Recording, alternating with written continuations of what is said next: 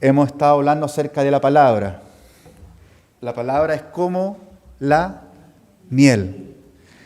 Y el Espíritu Santo es ese aceite que nos hace entender la palabra. El título de hoy del mensaje es La sazón en la razón. Porque para ir a hablar de las buenas nuevas, Dios nos pide también una fe que lleva razón en ella. Entendimiento en lo que creemos, entendimiento en lo que leemos, entendimiento en lo que decimos. Pero esa razón se entrega con sazón, se entrega con sabor, no se entrega con ají. La palabra nos indica que se entrega como si fuese sazonada con sal. Oremos. Amén. Amado Padre Celestial, gracias, Señor. Gracias, Señor. Tus riquezas y tus gracias son incontables. Tus formas son incontables, Señor. Tú estás por sobre el mundo. Tú has creado el mundo y todo lo que en ello hay. De ti son todas las cosas. Por medio de ti se hicieron todas las cosas. Y para ti son todas las cosas, Señor. Hoy día recibimos esta palabra con un corazón blando, Señor. Sabiendo en quién hemos creído y a quién servimos. Amén. Amén. La palabra de Dios es la que formó todo lo creado. Todo. Eso está en Génesis. Dios habló y el mundo fue hecho. Dios habló y se creó la luz. Dios habló y se crearon los peces, las aves, los mamíferos. El ser humano fue creado por la palabra. Por tanto, esa palabra no es un grito. Yo no imagino a Dios gritando en la creación, sino que hablando con autoridad, con poder, con delicadeza, con gracia. Nuestro querido Fernando nos presentaba nuestra realidad como nación. Y es verdad. Al que no quiera ver, es porque no quiere ver.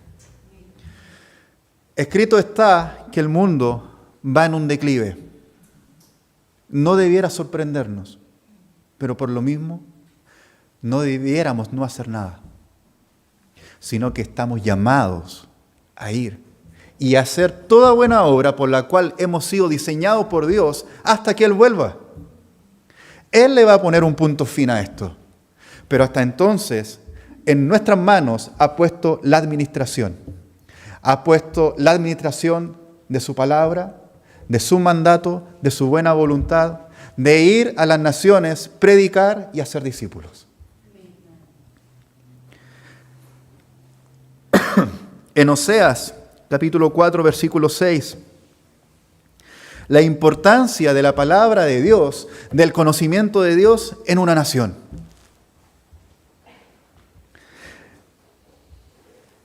Mi pueblo fue destruido porque le faltó conocimiento. Por cuanto desechaste el conocimiento, yo te echaré del sacerdocio, y porque olvidaste la ley de tu Dios, también yo me olvidaré de tus hijos. Por la falta de conocimiento, el pueblo perece. ¿Conocimiento de qué? ¿De matemáticas? Bueno, son buenas las matemáticas. Hay que aprender. Álgebra, lenguaje, todo. Pero todo conocimiento viene de Dios.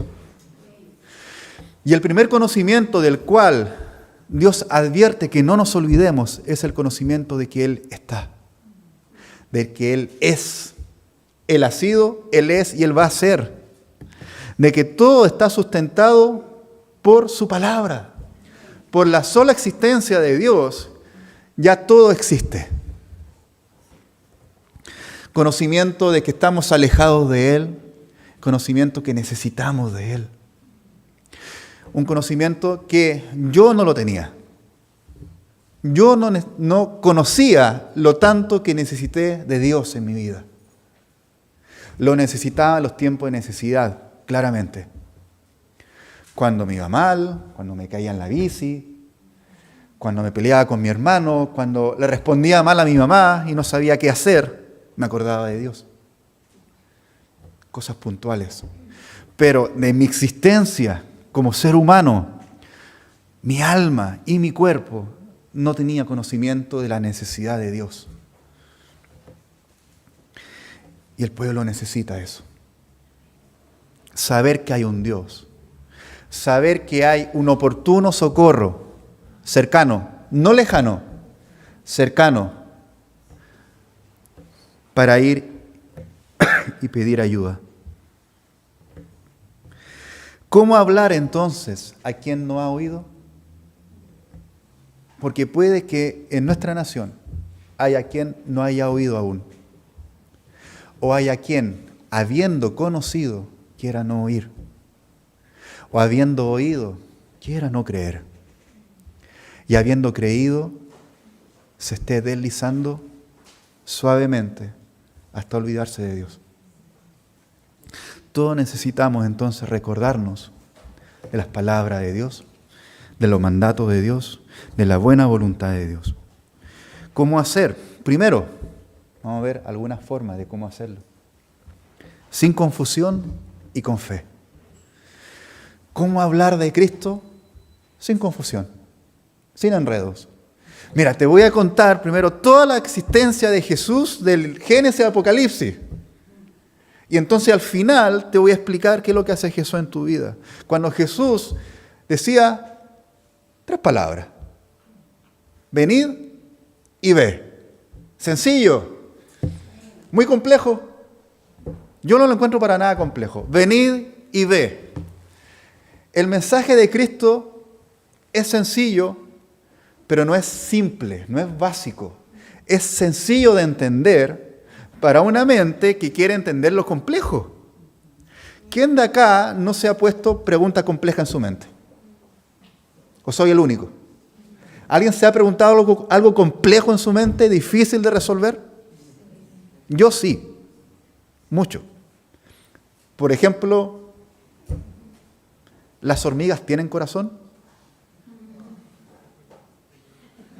Ahí lo dejo.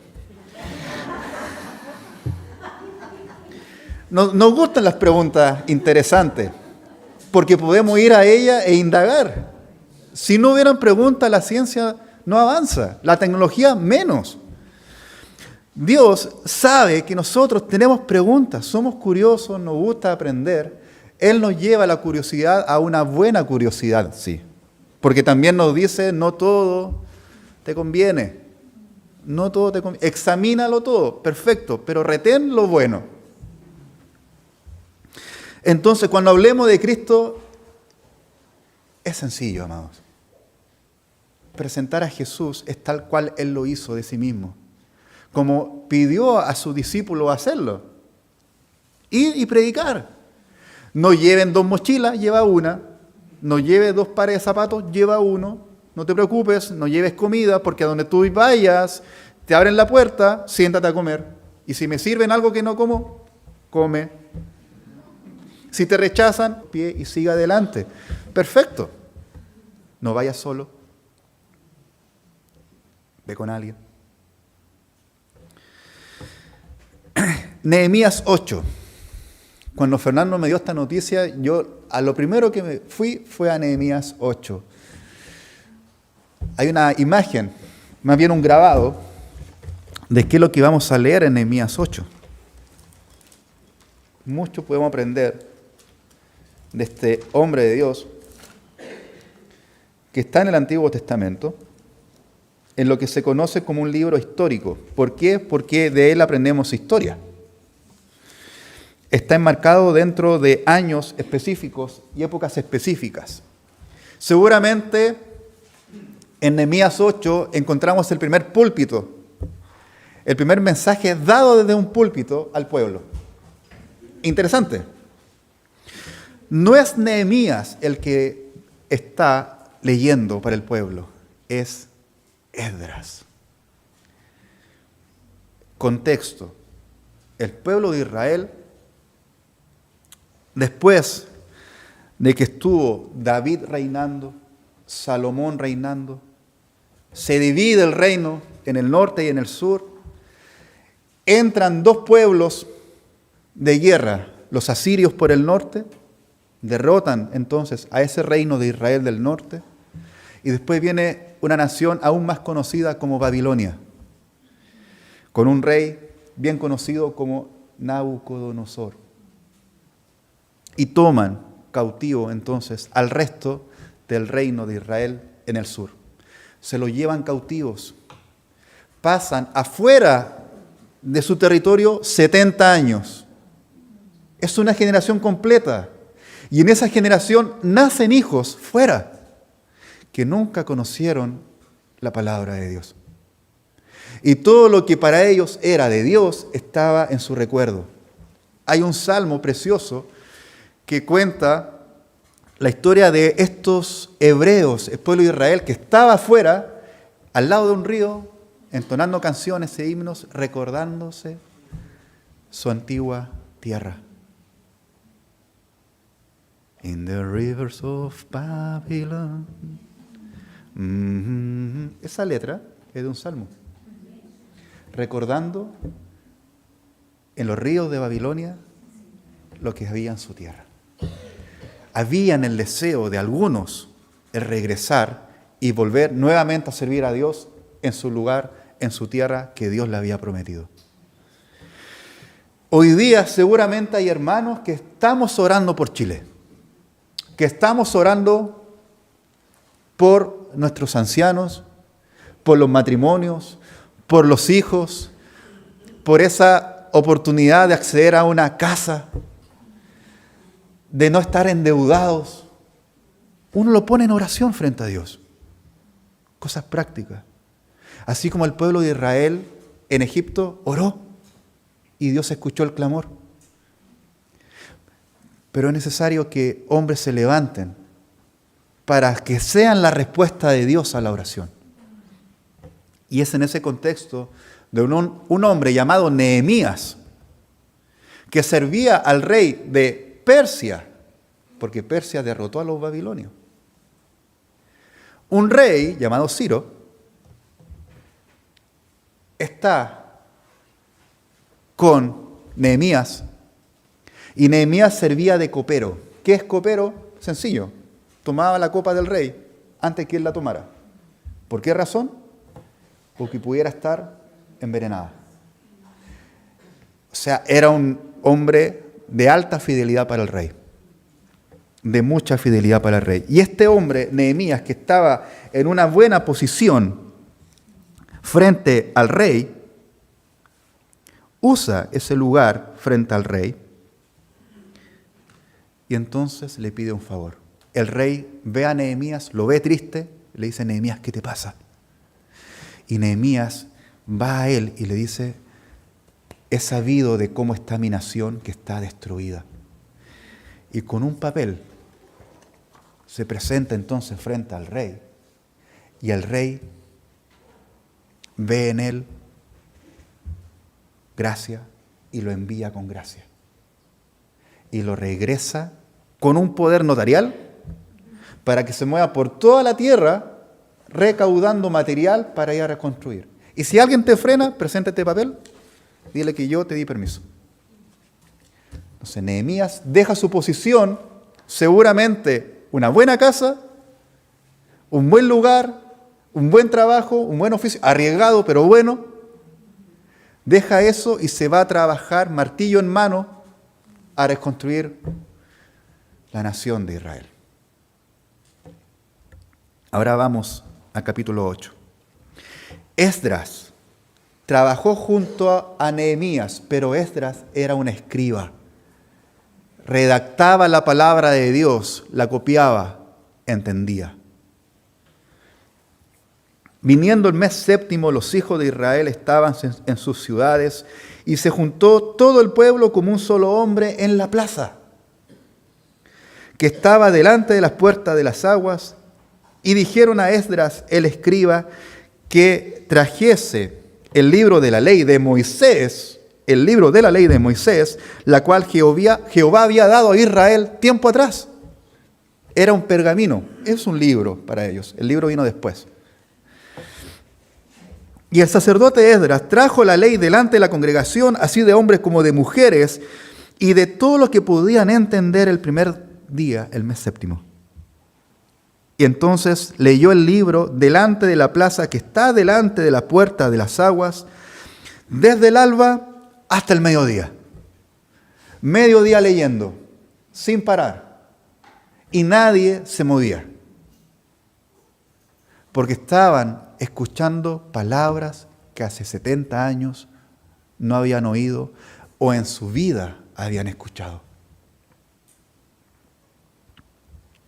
Y el escriba Esdras estaba sobre un púlpito de madera que habían hecho para ellos, y junto a él estaban Matatías, Sema, Anías, Urías, Hilcías, Maasías, a su mano derecha, y a su mano izquierda Pedaías, Misael, Malquías, Asum, Asdana, Zacarías y Mesulam. Esdras estaba en lo alto. Dios va a poner a nuestro hermano en lo alto. A su derecha, un grupo de hombres, a su izquierda, otro grupo, que van a trabajar juntos. Y lo que hacía Esdras, junto con ellos, dice acá, versículo 5. Abrió pues Esdras el libro a ojos de todo el pueblo, porque estaba más alto que todo el pueblo, no era cualquier lugar. Y cuando lo abrió, todo el pueblo estuvo atento. Todo. Que el pueblo entendiera a Dios. Que el pueblo entendiera que lo que está escrito es bueno. Lo necesitamos. Y por sobre todo, puede llevar a una nación a hacer lo bueno. Y por tanto, a recibir toda bendición de lo alto.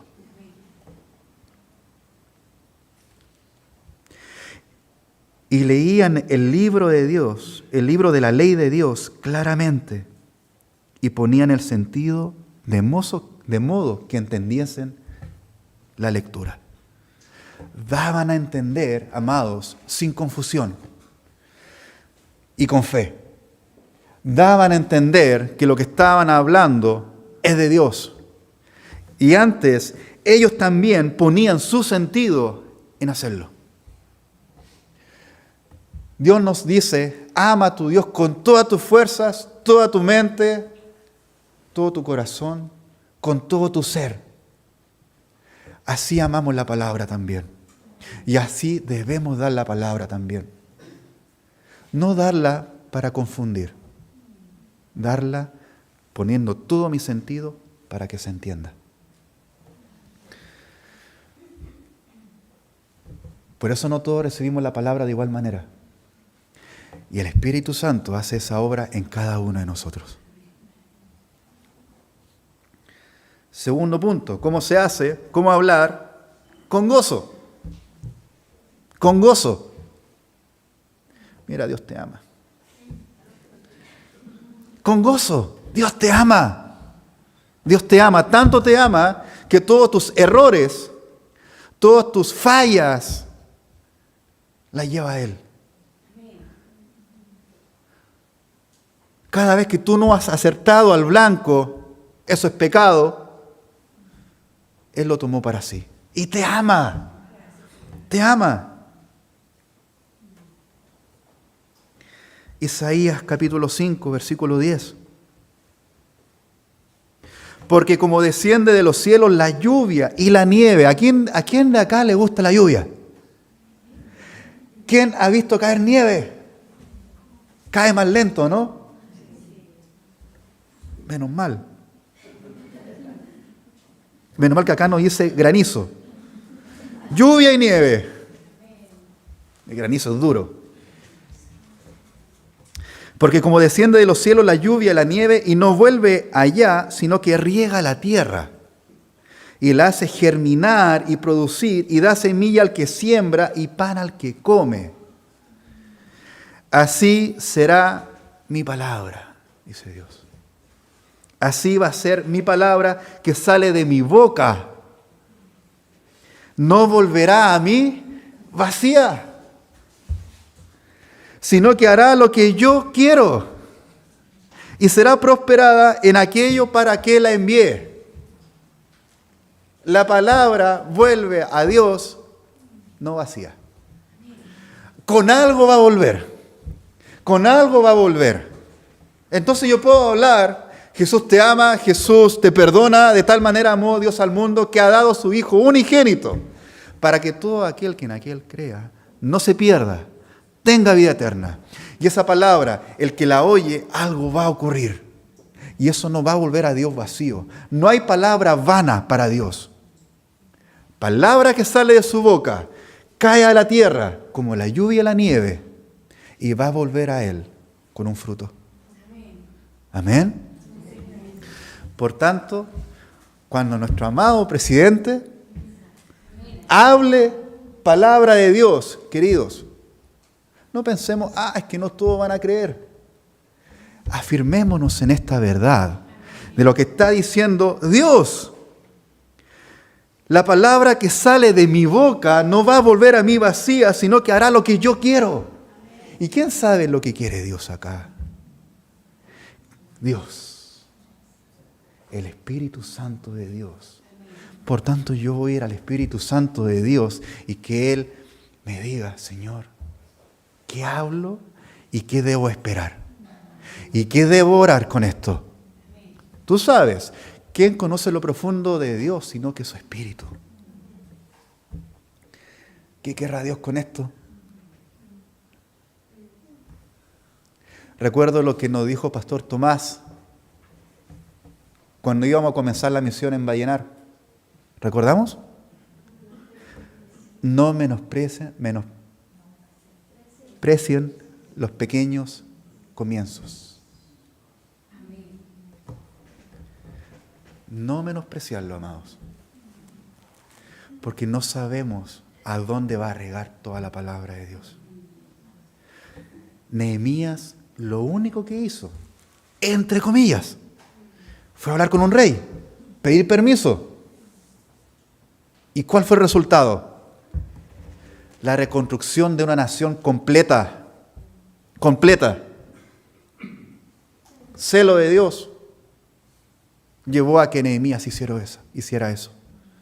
No vio lo pequeño, vio a Dios. Y Dios no es pequeño. Es con gozo entonces. Porque con gozo yo le puedo decir a alguien, va a llover. Estamos en sequía, va a llover. Yo no le voy a decir triste, va a llover. Oye, va a llover. No, va a llover. Y si hay sequedad en tu tierra, va a haber fruto. Porque va a caer lluvia. Versículo 12 de Isaías 55. Porque con alegría saldréis y con paz seréis vueltos.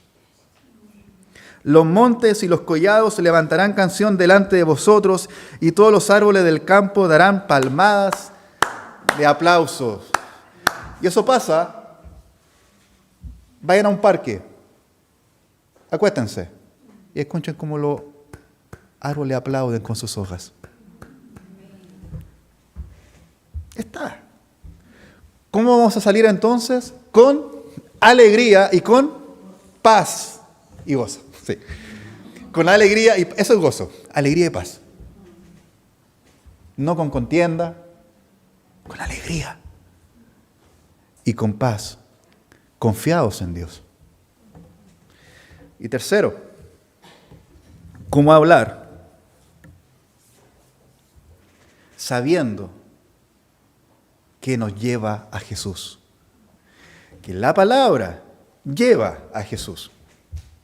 No hay nada acá que no hable de Jesús.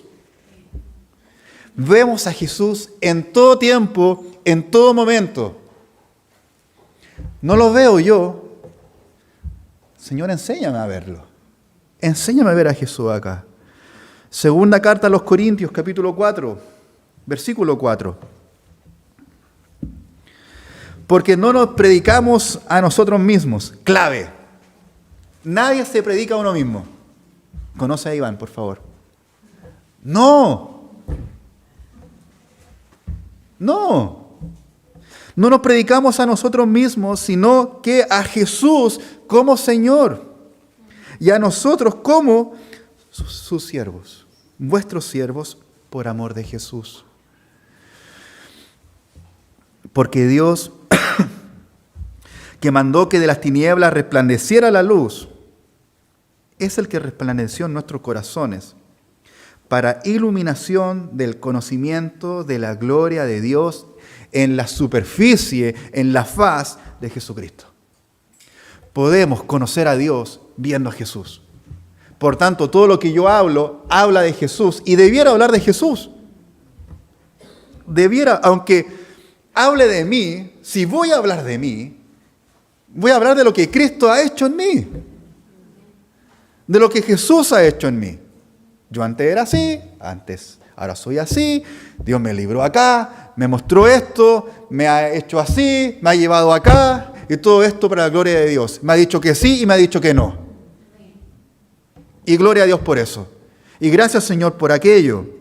Me llevó a estudiar acá, por gloria de Dios. Me dedico a esto, para gloria de Dios. No nos predicamos nosotros mismos. Ser presidente es un don. El don de presidir viene de Dios. Viene de Dios. Porque así como Él presidió y preside a toda la creación, nos pide que presidamos como siervos. Por eso es una candidatura distinta. Es para servicio. Gracias, Señor, por eso. Y amados, nuestra labor es llevar esto adelante con temor de Dios.